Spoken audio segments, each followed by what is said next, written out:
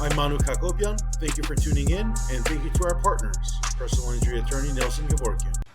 As someone who has the lineage of training the heavyweight champions, I wanted to get your assessment on the current heavyweight picture, obviously, with Usyk and Fury. They had the fight of the year until Boachuk and Ortiz slugged it out over the weekend. How do you see that rematch going with Usyk and Fury? That's one of the hardest things to answer because I've been on Sugar Hill just about almost my whole life, which is Fury's training, and I know he's gonna work his butt off to make sure Fury showed Usyk something different than what he showed him in the previous fight. And I think that's gonna be the juggernaut. You know what I'm saying? Will Usyk prepare for the exact same Fury that he prepared for the last fight, or will he be preparing for a different type of Fury? Me personally, knowing who Fury's coach is, I think he needed to prepare for a different type of Fury and not assume that he's going to come in the same way he came in the last fight. We saw Fury's been involved in quite a few rematches at this point in his career, and we saw in Wilder he completely flipped the script and he walked down Wilder that entire fight. And that last fight, that's what I'm saying. He came with something different. That's the fight that he is Sugar Hill did. He came with something different. So that's what I mean by him coming with something different and not coming with the same momentum that he did the first couple fights. Considering how close it was with the first version of Fury that we saw in May, do you think if Fury were to throw a curveball, change things up, provide a different script, it would be an easier night at the office for him? Not to say easy, but less difficult? Saying if he changed things up now, yeah, and and come back to this third fight, will it be? It'll be something different. I personally think that whatever Sugar Hill's working on, whatever he's changing up, is going to be the difference maker in the rematch. That's why it's going to be such a hard fight because you got somebody that's coming back different than what they did before. Coming from the Kronk lineage and seeing what Sugar Hill is doing, obviously Fury has spent a lot of time there throughout the earlier parts of his career. What would be your advice to Fury as far as what he needs to do to beat Usyk in the second time around? Listen to Sugar Hill. That's it. I have no advice. I'm just telling him listen to Sugar Hill because he knows what to do. You know, the man knows what to do. You've seen he know what to do from the previous fights he had Fury in. You know what I'm saying? So just listen to him.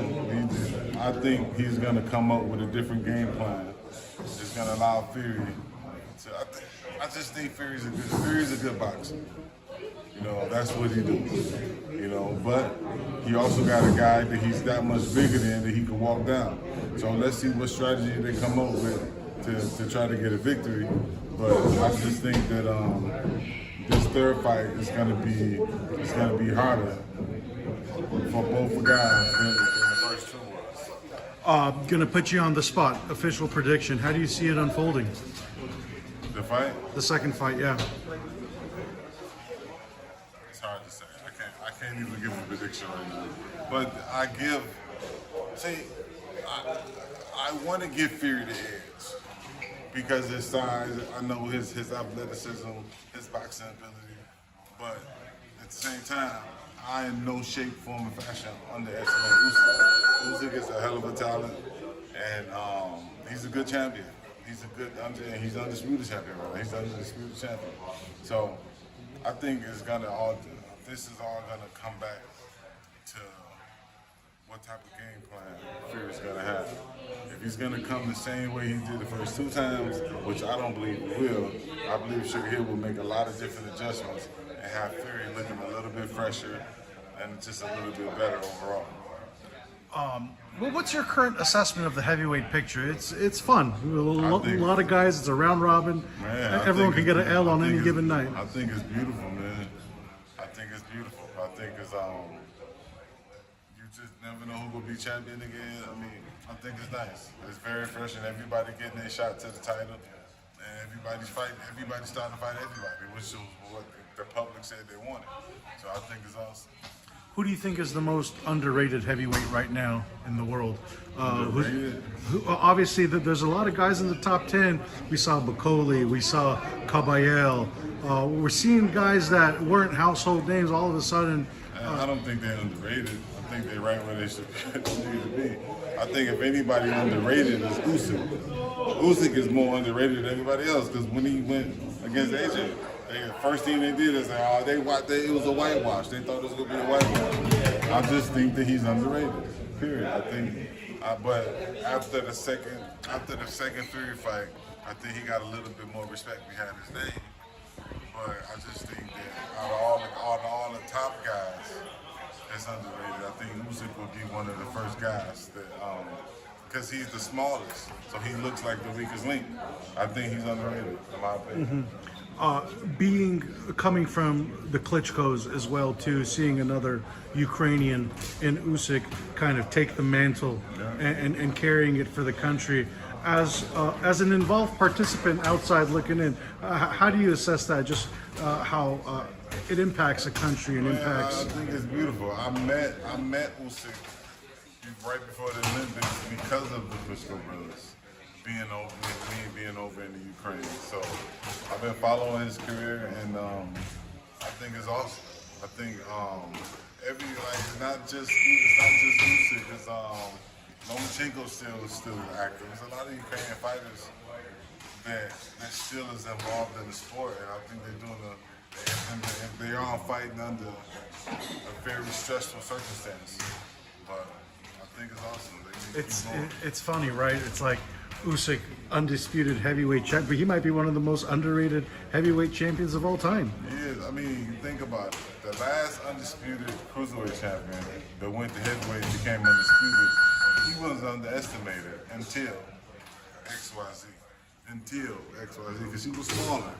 He was smaller, he was shorter, he wasn't as tall and broad as everybody else. But as they kept underestimating him, he kept winning, and then they're like, oh, snap, we got to take this guy seriously.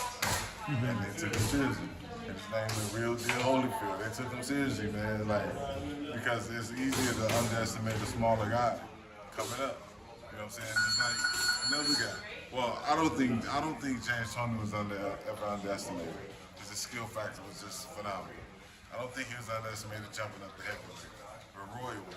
They didn't think Roy could compete at heavyweight. Yeah, against John Ruiz. Yeah, against John Ruiz. But he came in, dominated the fight, beat him, became heavyweight champion. So I think that was a phenomenal job. Certain guys are underestimated, certain guys not. Because it's easier to underestimate skills when you look at size. When you look at skill, it's not easy to underestimate that. Pay more attention to size and skills, it's a little easier to have that underestimate that individual. I mean, he's obviously beaten AJ twice, beaten Fury, beaten a lot of top guys already. Dubois. Is there anyone who can beat Usyk, you think, at this point? At the end of the day, any fighter can be beat. So I would never say he just can't be beat. Any fighter can be beat. They just haven't found the pieces to the puzzle yet. Yeah, he's getting up there in age. Maybe Father Time might be his biggest. How old is he? I believe he's turning 38 soon. He's still young. That's heavyweight. George Foreman was 45 when he Right. retired. He also, the last few fights, the Fury fight was a war, but the other ones, he hasn't taken a lot of damage. I've never seen a 38-year-old man. 38 is not old. He's a young guy. Now, if he was a flyweight and 38 years old, yeah, you could consider that old, but he's a heavyweight, 38 years old. He's just reaching his prime. Let this man spread his wings and fly. He could go another 4 or 5 years if he wants to. You know what I'm saying? As long as he's staying healthy and staying in good condition,